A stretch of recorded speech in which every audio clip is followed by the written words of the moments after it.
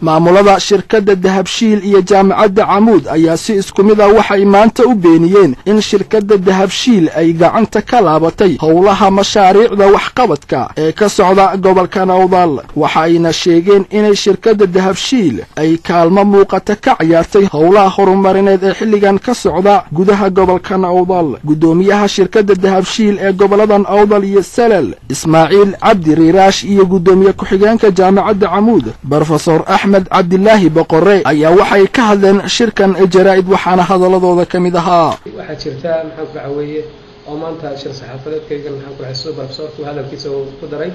lagu kalifeynaa maxaan ku dhaweeyay ay dadka qaarkood oo arkeen in aan maxaan ku dhaweeyay shirkadda Dahabshiil haba yaraatee wax horumar ah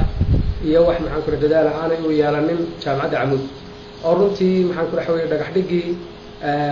maxaan ku dhaweeyay jaamacadaha maxaan ku dhaweeyay Somaliland laga fuliyay ay ka fulisay shirkadda Dahabshiil Group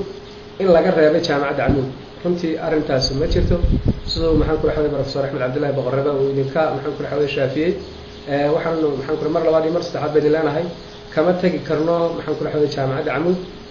runtii waa hooyada jaamacadaha anigoo ku hadlaya runtii magaca shirkadda Dahabshiil maxaan ku dhaweeyay horumarka gobolka dhan walba dhinaca caafimaadka waxbarashada sare maxaan ku dhaweeyay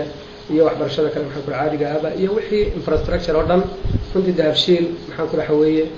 waxay maxaan ku way ka qayb qaadataa waana maxaan ku dhaweeyay runtii Soomaali waxay tahay nin isfaasho ariis lugteeda maxaan ku dhaweeyay meel kasta oo fagaara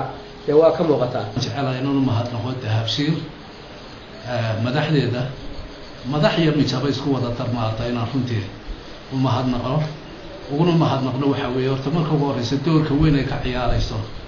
waxtarka maanta ummadda Soomaaliyeed oo leedahay meel kasta ha joogaan ugu mahadnaqaynaa Dahabshiil kaalmada anaga ay noo geysatay ilaa intii jaamacadda la dhisay